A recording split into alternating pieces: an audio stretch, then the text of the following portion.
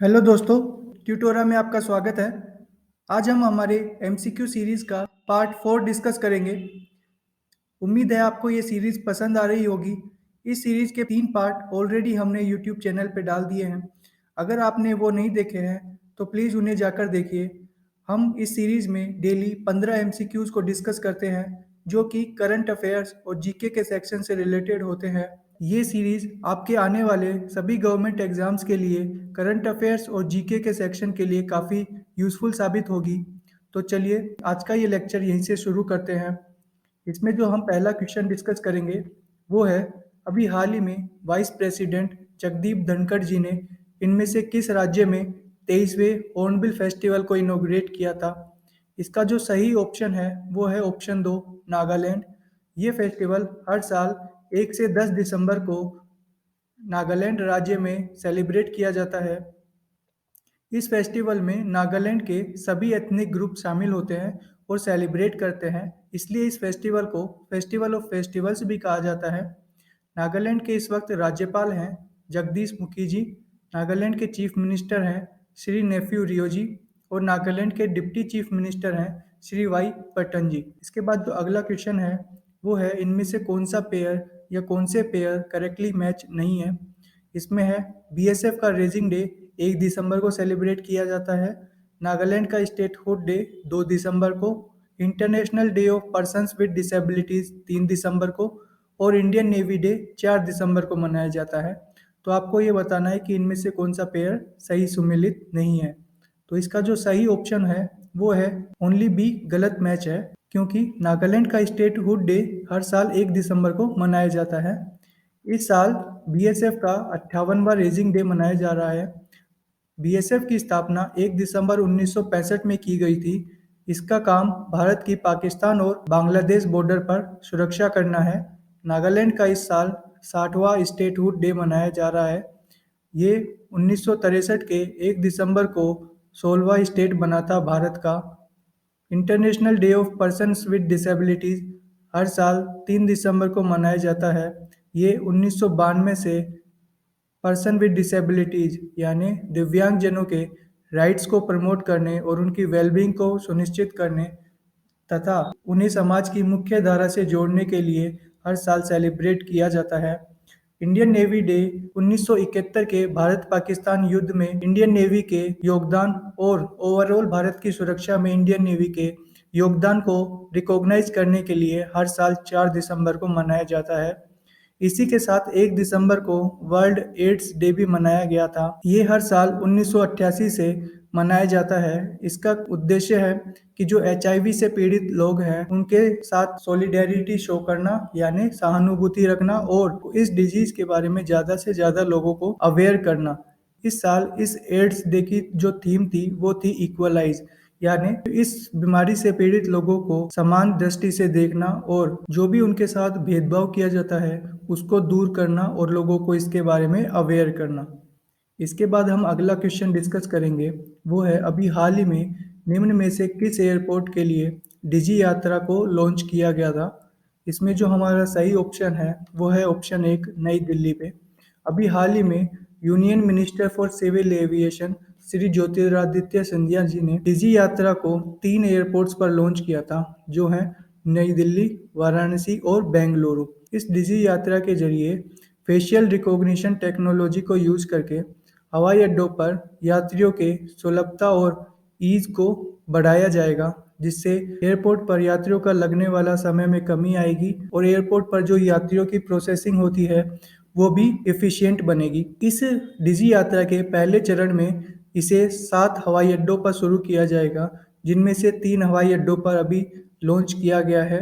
आगे मार्च 2023 तक हैदराबाद, कोलकाता, पुणे और विजयवाड़ा में भी इसे लॉन्च किया जाएगा। बाद में इसे देश के दूसरे सभी हवाई अड्डों पर भी लागू किया जाएगा। अभी फिलहाल ये सेवा घरेलू उड़ानों के यात्रियों के लिए ही शुरू की गई है और ये अभी वॉलेंटरी है। इसका मतलब है अभी हर यात्री के ऊपर डिपेंड करता है कि वो डिजी यात्रा को यूज करता है कि नहीं। इसके बाद जो अगला क्वेश्चन है वो है, हाल ही में भारत ने इनमें से किस देश के साथ अग्नि वॉरियर एक्सरसाइज कंडक्ट की थी। इसका जो सही ऑप्शन है वो है सिंगापुर। भारत सिंगापुर के साथ अभी हाल ही में bilateral army exercise Deolali Maharashtra में कंडक्ट किया था। इसका ये 12वां एडिशन था। इसी के साथ भारत सिंगापुर की नेवी के साथ भी सिम्बेक्स नाम की एक्सरसाइज को कंडक्ट करता है। इसके बाद जो अगला क्वेश्चन है वो है, अभी हाल ही में भारत ने निम्न में से किस कंपनी द्वारा डेवलप की गई दुनिया की पहली इंट्रानजल कोविड वैक्सीन, यानी कि जो नाक में स्प्रे करने वाली वैक्सीन है, उसे 18 साल से अधिक उम्र के लोगों के लिए यूज़ करने की अनुमति मिल गई है। इसका जो सही ऑप्शन है वो है ऑप्शन 2, भारत बायोटेक। ये भारत में कोविड के लिए विकसित दुनिया की पहली इंट्रानजल वैक्सीन है। इसे इमरजेंसी यूज के लिए केंद्रीय औषधि मानक नियंत्रण संगठन से मंजूरी मिल गई है। डॉक्टर जितेंद्र सिंह, जो कि हमारे यूनियन मिनिस्टर हैं साइंस एंड टेक डिपार्टमेंट के, उस उन्होंने बायोटेक रिसर्च को अधिक से अधिक प्रभाव में लाने के लिए डिपार्टमेंट ऑफ बायोटेक्नोलॉजी के 14 स्वायत्त संस्थानों यानी ऑटोनोमस इंस्टीट्यूट्स को विलय कर एक जैव प्रौद्योगिकी अनुसंधान और नवाचार परिषद बनाने के लिए मंजूरी दे दी है। तो इसके बाद हमारा अगला क्वेश्चन है, इनमें से किस मंत्रालय ने हाल ही में कर्तव्य पथ पर दिव्य कला मेले का आयोजन किया था? इसका जो सही ऑप्शन है वो है option 2, ministry of social justice and empowerment. इन्होंने इस इवेंट को दिव्यांग जो एंटरप्रेन्योर्स और आर्टिजन्स यानी कलाकार हैं, उनके प्रोडक्ट्स और क्राफ्टमैनशिप यानी कलाकारी को प्रदर्शित करने के लिए इस मेले को दिल्ली में आयोजित किया गया था। ये इवेंट 2 से 7 दिसंबर 2022 को कर्तव्य पथ पर इनॉग्रेट किया गया था। कर्तव्य पथ का पुराना नाम ही राजपथ था। डॉक्टर वीरेंद्र कुमार हमारे इस वक्त सोशल जस्टिस और एम्पावरमेंट मिनिस्ट्री के यूनियन मिनिस्टर हैं। दिव्य कला मेले का ये पहला एडिशन था और ये अब हर साल ऑर्गेनाइज किया जाएगा। इसके बाद जो अगला क्वेश्चन है वो है, इनमें से किस दिन को गीता जयंती सेलिब्रेट की गई थी 2022 में? इसका जो सही ऑप्शन है वो है ऑप्शन 3, दिसंबर 3 को। ये गीता जयंती हर साल मार्गशीर्ष माह के शुक्ल पक्ष की एकादशी को मनाई जाती है। इस साल 2022 में ये 3 दिसंबर को मनाई गई थी। गीता जयंती श्रीमद् भागवत गीता के एडवेंट यानी आगमन का शुभ दिन माना जाता है। माना जाता है कि इस दिन भगवान श्री कृष्ण ने 5000 साल पहले अर्जुन को वैदिक ज्ञान का सार प्रदान किया था और उन्हें जीवन के अंतिम लक्ष्य के बारे में भी बताया था। इसीलिए हर साल इस दिन को गीता जयंती के रूप में मनाया जाता है। इसके बाद अगला क्वेश्चन है कि अभी हाल ही में किस राज्य को सुगम्य भारत अभियान के प्रभावी कार्यान्वयन और बाधा मुक्त वातावरण के सृजन के लिए सर्वश्रेष्ठ राज्य का नेशनल अवार्ड दिया गया है? इसका जो सही ऑप्शन है वो है ऑप्शन 1, महाराष्ट्र को। सुगम्य भारत अभियान के तहत पब्लिक प्लेसेस पे दिव्यांगजनों को आने वाली सभी बाधाओं को दूर किया जाएगा और उनके लिए इन्हें इजीली एक्सेस करने लायक बनाया जाएगा। इसमें पब्लिक प्लेसेस के साथ साथ जो फुटपाथ हैं वो भी शामिल किए गए हैं। इसके बाद हम अगला क्वेश्चन डिस्कस करेंगे, वो है, इनमें से किस शहर ने अभी हाल ही में भारत की G20 प्रेसिडेंसी के पहली शेरपा मीटिंग को आयोजित किया था? इसका जो सही ऑप्शन है वो है ऑप्शन 3, उदयपुर। उदयपुर को अपनी झीलों और प्राकृतिक लैंडस्केप के लिए भी जाना जाता है। इसके साथ ही इसे सांझी आर्ट के लिए भी जाना जाता है। जल सांझी एक सदियों पुरानी टेम्पल आर्ट है जो कि राजस्थान में पाई जाती है। इसमें जल को आर्टिस्ट के द्वारा एक कैनवास की तरह यूज किया जाता है और उस पे लॉर्ड कृष्णा के जीवन से जुड़ी कहानियों को पेंट किया जाता है। अमिताभ कांत इस वक्त इंडिया के G20 शेरपा हैं। शेरपा एक देश या फिर सरकार का एक पर्सनल रिप्रेजेंटेटिव होता है जो कि इंटरनेशनल समिट्स जैसे G7, G20 समिट्स को मैनेज करता है और ऑर्गेनाइज करने में उस देश की तरफ से पार्ट लेता है।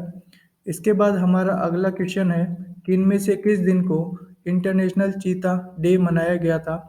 इसका जो सही ऑप्शन है वो है ऑप्शन 2, हर साल 4 दिसंबर को इंटरनेशनल चीता डे के साथ वाइल्ड लाइफ कंजर्वेशन डे भी मनाया जाता है, जिनका उद्देश्य लोगों को वाइल्ड लाइफ कंजर्वेशन के लिए जागरूक करना होता है। इसके बाद हमारा अगला क्वेश्चन है कि इनमें से किस सिटी में टेक्नोटेक्स 2023 आयोजित किया जाएगा, जो कि 22 से 24 फरवरी को 2023 में आयोजित किया जाएगा। इसका जो सही ऑप्शन है वो है ऑप्शन एक मुंबई। टेक्नोटेक्स भारत में आयोजित किया जाने वाला टेक्निकल टेक्सटाइल्स की प्रदर्शनी है। इसे मिनिस्ट्री ऑफ टेक्सटाइल फिक्की यानी federation of Indian chambers of commerce industry FICCI के साथ मिलकर ऑर्गेनाइज करेगी। इसे नेशनल टेक्निकल टेक्सटाइल मिशन के तहत ऑर्गेनाइज किया जा रहा है। नेशनल टेक्निकल टेक्सटाइल मिशन का उद्देश्य भारत में टेक्निकल टेक्सटाइल के मार्केट साइज को अभी जो $40 बिलियन है उससे बढ़ाकर $50 बिलियन करना है 2024 तक। इसे 2020 में 2023-24 तक के लिए लाया गया था ताकि भारत को टेक्निकल टेक्सटाइल के क्षेत्र में एक ग्लोबल लीडर बनाया जा सके। इसके बाद हमारा अगला क्वेश्चन है कि ग्रीन शिपिंग से संबंधित एक पायलट प्रोजेक्ट को संचालित करने के लिए आईएमओ ग्रीन वॉयज 2050 प्रोजेक्ट के तहत इनमें से किस देश को पहले देश के रूप में चुना गया है। इसका जो सही ऑप्शन है वो है ऑप्शन 2 इंडिया। भारत इसके साथ इंटरनेशनल मैरीटाइम ऑर्गेनाइजेशन के ग्रीन हाउस गैस कटौती लक्ष्यों को भी प्राप्त करने के लिए अपने सभी जहाज़ों को एनर्जी एफिशिएंट बना रहा है और उनकी कार्बन इंटेंसिटी को भी इम्प्रूव करने में लगा हुआ है। भारत के जो बंदरगाह शिपिंग और जलमार्ग मंत्री हैं श्री सर्बानंद सोनोवाल जी, उन्होंने भी अभी हाल ही में भारत के बंदरगाहों और शिपिंग क्षेत्र के लिए ग्रीन सॉल्यूशन प्रदान करने के लिए भारत का पहला national centre of excellence for green port and shipping को हाल ही में स्थापना करने की घोषणा की थी। ये national centre of excellence Sagarmala initiative के तहत काम करेगा, जो कि मिनिस्ट्री ऑफ पोर्ट शिपिंग और वाटरवेज का एक मेजर इनिशिएटिव है। इसके बाद हमारा अगला क्वेश्चन है कि इनमें से किस सिनेमा ने अभी हाल ही में 50 साल कंप्लीट किए हैं। इसका जो सही ऑप्शन है वो है मणिपुरी सिनेमा।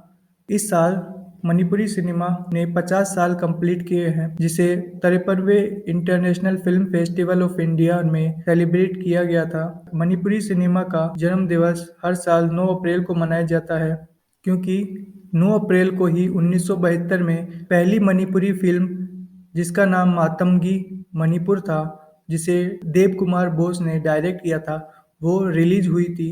इसी के साथ जो international Film Festival of India है, जिसे अभी हाल ही में नवंबर महीने में गोवा में आयोजित किया गया था, ये एशिया का सबसे पुराना फिल्म फेस्टिवल है। मणिपुर को ही भारत का ज्वेल सिटी भी कहा जाता है। इसके बाद अगला क्वेश्चन है, भारत ने अभी हाल ही में रिलीज की गई नेटवर्क रेडिनेस इंडेक्स में कौन सी रैंक प्राप्त की है।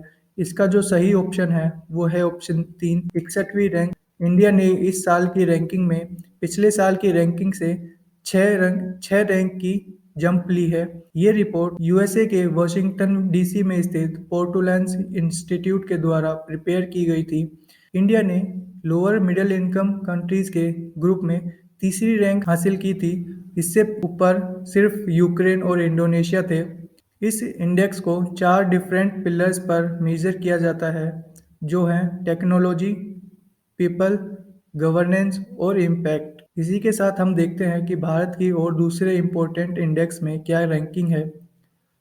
इंडिया की commitment to reducing inequality index 2022 में 123वीं रैंक थी, जिसे ऑक्सफैम इंटरनेशनल और डेवलपमेंट फाइनेंस इंस्टीट्यूट के द्वारा प्रिपेयर किया गया था।